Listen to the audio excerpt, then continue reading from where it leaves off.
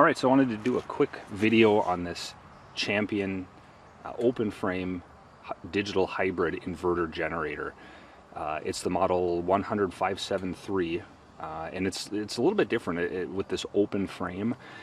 Sometimes you'll see these RV ready generators that have an enclosed frame, but I think there's some worthwhile trade-offs, at least for me. My purpose in getting this is pretty much strictly for RV use, for a travel trailer. We have 30 amp service, and with the RV plug here, this generator is perfectly designed for a trailer that size. So I'll just give you a quick overview of the unit here. So it's got a pull start, your traditional recoil. This also has a battery, so it's electric start, and my favorite feature of all, the remote start. This is awesome. More on this in a minute. Your choke, this is a little bit non-traditional from, I guess, what I'm used to. Right now the button's out, so that means it's in run mode. If you press it in, now it's in choke mode. If you use the electric start feature, it's an automatic choke. So the only time you would ever need to use this is if you're going to use the recoil start. This is a must for me. I got to have a recoil start, just in case there's the battery dies primarily. I still have a way to start the gen. Full power mode here, or if I switch this over to eco mode, it's significantly quieter. This generator is about 64 decibels, which is about 5 decibels louder than their enclosed model. That wasn't a huge deal for me because this is still, for an open frame, it's still very quiet. 12 volt plug here. They also give you a USB adapter that you can plug into the cigarette style plug here, so then you could charge a cell phone. There's also a set of jumper cables too, so you could either jump a vehicle or at least charge the battery. Note on these though, if you're going to be using them to charge up a battery, that's typically not regulated, so it's going to be providing you output power, and it's not going to float that charge, so you're going to want to make sure you monitor your battery. Different breakers, so you got 8 amp on the 12 volt side here, 20 amps on the 120 traditional style plugs, and then your 30 amp breaker for your RV plug.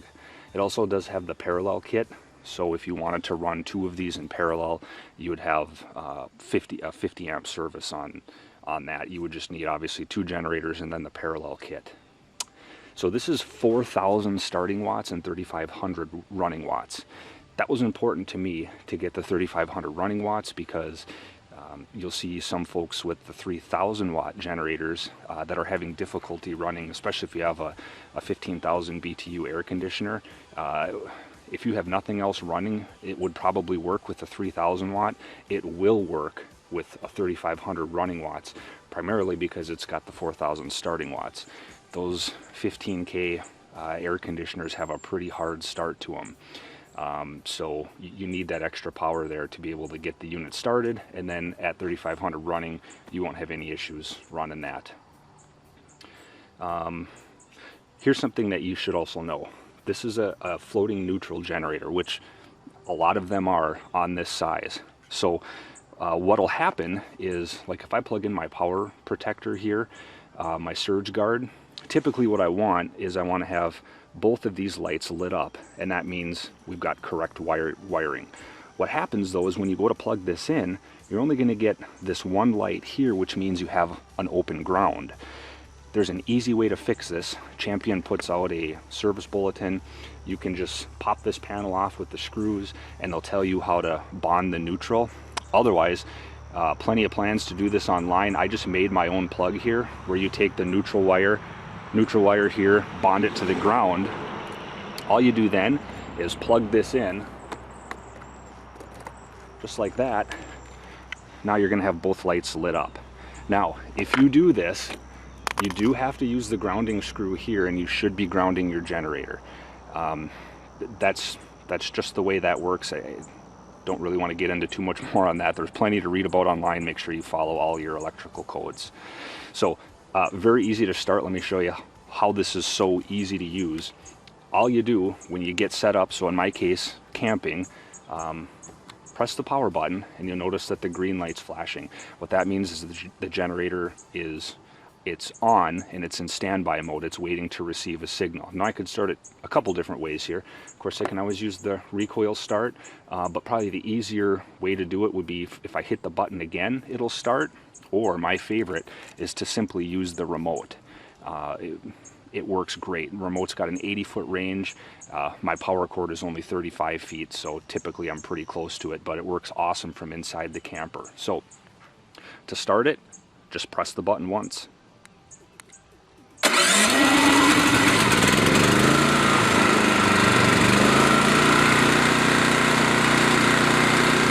So that's in full power. If I go to eco mode,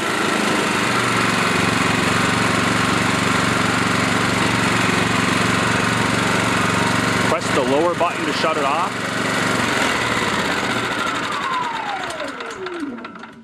And now it's off. That's super easy. The way that we typically camp is I'll run the generator for about an hour, let it charge up the 12-volt batteries, let it get the refrigerator cold again. We can run any appliances, but then we shut it off. We don't like to listen to a generator the whole time. So this start-stop feature is just awesome for that. It works really, really well. I never thought I would use that so much, but if you've ever been camping and you've had to go out and start your generator all the time, it is a pain. And if you have young kids like we do, you know nobody ever wants to eat at the same time. If you got to fire up a corn dog in the microwave or something, this really, really makes it simple to do that. That start-stop feature is just awesome. The one complaint that I read prior to purchasing this is folks get upset that this electronic I guess the relay inside or the receiver for the wireless remote will time out after 12 hours of not using it. So people got really upset about that. It's pretty obvious the reason that it times out is because if it were to stay in this on and receiving mode, eventually that little battery is going to die, and you don't want that. I can tell you camping, we would never go longer than 12 hours without pressing the start button, so it's really a non-issue for me. As soon as you shut the generator back off, that 12 hours, that timer just resets itself. The battery, the starting battery for the generator will also get recharged automatically when you're running the gen. So it's, like I said, it's really not an issue for me. 30 amp service works awesome. This is an inverter as well. So what it does is it takes the AC, converts it to DC, into a pure sine wave, so it's under 3% total harmonic distortion. That's important if you're running laptops, charging your phones, running any other sensitive electronics. That inverter technology it's really, really good. Traditional open frame, like the super noisy construction generators, those can have a THD of 20-25%. It's really kind of dirty power, for lack of a better word. It would work fine for running all your construction equipment, emergency use as like a backup generator or something, but really if you want good clean power, you really need to have an inverter. And with that 3500 running watts, this thing will run anything that I need. 2.9 gallon gas tank, which will run for about 17 hours, depending on the load, of course. I think Champion said about 25% load, it'll run for 17 hours, so no big deal at all. That's great. It'll work the whole weekend for us, absolutely no problem. And this thing it's not as quiet as like a suitcase. Everybody wants to compare it to the Honda 3000. Well, first of all, remember, this is 4,000 peak watts, so this is another 1,000 watts more than that. I'll take the tiny bit more noise to have that little bit of extra power. And really, if you've ever experimented, you could take a piece of some boards or some plywood, and if you point the exhaust away from you and just put like a piece of lumber to separate you and the generator, it's kind of not a big deal in my opinion. This certainly isn't as noisy as a construction generator.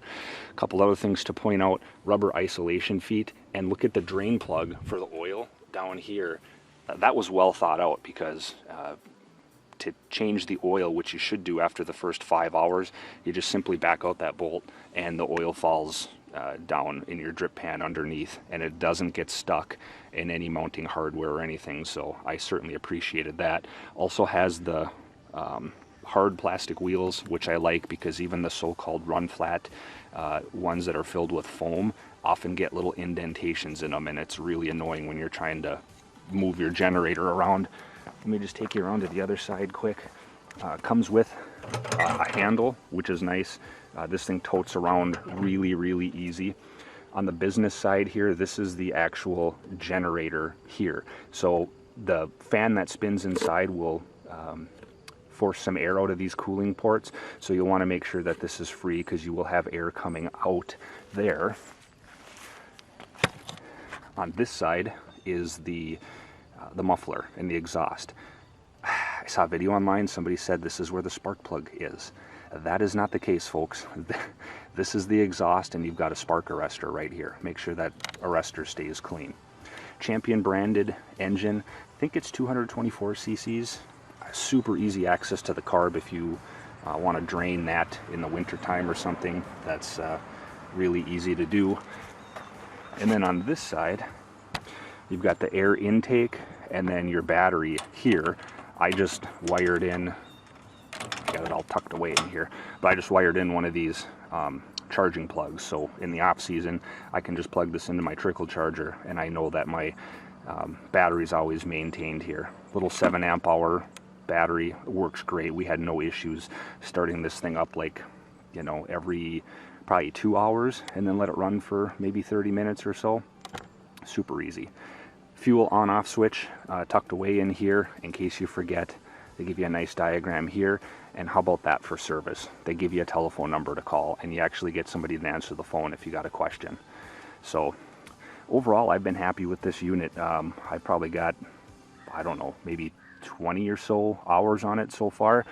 Got the oil change done, and I've just been really happy with it. So anyways, hope you found it helpful, and good luck.